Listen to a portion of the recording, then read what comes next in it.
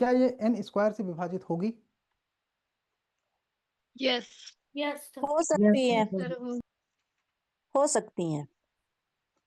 होगी सर।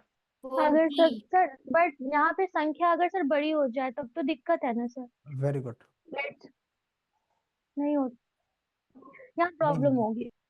जैसे ध्यान से देखो, मान लो ये सभी संख्याएं 7 हैं, कल्पना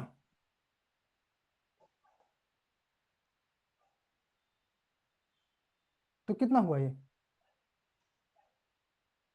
42। 35 42, 6 है ना? सर 42 42। 42 तो ये क्या n स्क्वायर से विभाजित होगी, मतलब 7 के वर्ग से? नहीं होगी No, सर, sir. 49 नहीं होगी सर। तो इसका मतलब है, वापस आते हैं अपने अपने लिए, कि कोई भी संख्या,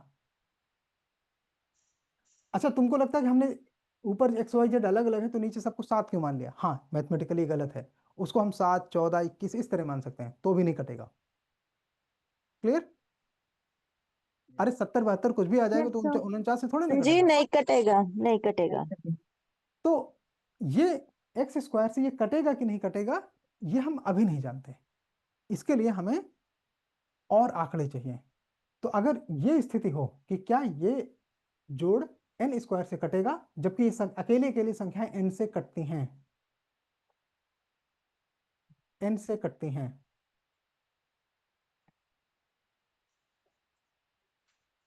तो उत्तर है हमें नहीं पता। अब तक हमें नहीं पता कि इससे कटेगा कि नहीं कटेगा। Yes, sir. Okay sir. क्यों? देखो, इसमें n कॉमन लिया जा सकता है। अगर मान लीजिए संख्या सब 7 हैं, 7 plus 7 plus 7 plus 7 plus 7 plus 7, तो इसमें आप क्या कॉमन ले सकते हो? 7। जब आप इसमें 7 कॉमन लोगे तो अंदर बचेगा 1 plus 1 plus 1 plus 1 plus 1 plus 1, इतना बचेगा कॉमन लेने पे। तो ये संख्या 7 एक गुणनखंड के रूप में 7 से कटेगा, 49 से थोड़े ना कटेगा। आप इसमें गुणा कर लीजिए, Yes. यहाँ पे 6 आएगा जोड़ने पे, 7 गुणे 6 आ जाएगा, 1 2 3 4, तो 7 6 42 आ जाएगा। लेकिन एक बात आप याद रखिए कि हम ये नहीं कह सकते कि नहीं कटेगा। ये तो डिपेंड करेगा n का मान क्या है। मान लो n का मान ही 49 है, सॉरी n का मान नहीं, Yes. इनका एक्स वाई जेड का, इनका मान अगर 49 है उसके गुणनखंड में, तो कट भी सकता है। Yes, sir. यस तब और नो? कटेगा। Yes. लेकिन अब Yes, ध्यान Yes, से, sir. अब ध्यान से सुनो, अब ध्यान से सुनो, अब यूपीएससी के क्वेश्चन लेवल की बात होने वाली है। यूपीएससी ऐसे प्रश्नों में देता क्या है, जरा ध्यान से देखिए। यूपीएससी देता है इसी प्रश्न में कि X Y Z P Q R ये n से अलग अलग कटते हैं, तो क्या ये संख्या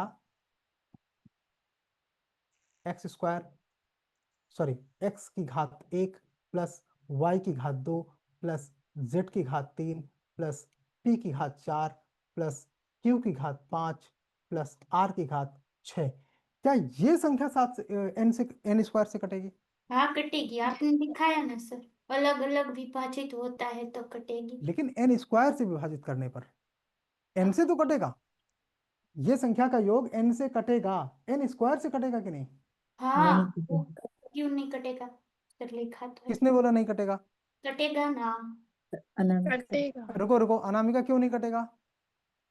क्योंकि सर ज्यादा भी तो हो सकती है, तो अरे अगर मान लो y संख्या 7 है तो ये 7 के स्क्वायर में तो वैसे भी 49 हो जाएगा। z की घात 3 है, हाँ। मतलब ये भी 7 है, तो 7 गुणे 7 गुणे 7 49 गुणे 7, तो ये तो 7 से, बोलो कटेगा कि नहीं कटेगा? उत्तर है हाँ अभी भी हम नहीं जानते, क्योंकि हमको एक जगह सर स्क्वायर की कमी है। हाँ, यही मैं बोलने वाली थी कि ये फर्स्ट वाला तो अटकेगा ये फिर यहाँ अगर मान लो ये संख्या 7 ही है तो नहीं कटेगा फिर, क्योंकि कॉमन लेने पे केवल 7 कॉमन आएगा, जबकि हम हमें कॉमन चाहिए 7 स्क्वायर। हाँ सर। अंक रख के देख लीजिए। जैसे मान लीजिए हमने उसी तरह इनका मान 7 ले लें, तो यहाँ पे आएगी 7 की घात 1, 7 की घात 1 प्लस 7 की घात 2 प्लस 7 की घात 3। ये मैं बता रहा हूँ, टेक्निकली मैं गलत ले रहा हूँ, साथ मुझे अलग अलग संख्याएं लेनी चाहिए चूंकि ऊपर अलग अलग है, लेकिन मैथमेटिकली समझने के लिए हमारा ध्यान किसी और चीज पे है अभी, इसलिए हम ऐसा कर रहे हैं। 7 की घात 3 प्लस 7 की घात 4 प्लस 7 की घात 5 प्लस 7 की घात 6। इसमें हम कॉमन क्या ले सकते हैं? अगर हम इसमें 7 कॉमन लेंगे तो क्या उत्तर आएगा?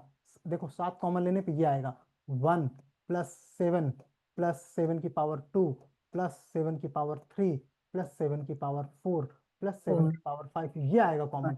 मतलब सबकी एक एक घातें घट गई। हाँ। 7 हमने कॉमन ले लिया, तो ये संख्या n से कटेगी, n स्क्वायर से कटेगी, अभी हमको नहीं पता क्यों, क्योंकि यहां पर अब 1 आ गया है, यहां पर अब 7 नहीं है, 7 की घात 1 है इसमें, यहां पे अब 7 नहीं है, तो इसलिए ये 7 से कटेगी कि नहीं कटेगी अभी भी हमें नहीं पता। लेकिन अगर यहां पर ये स्थिति हो, ध्यान से देखो आप,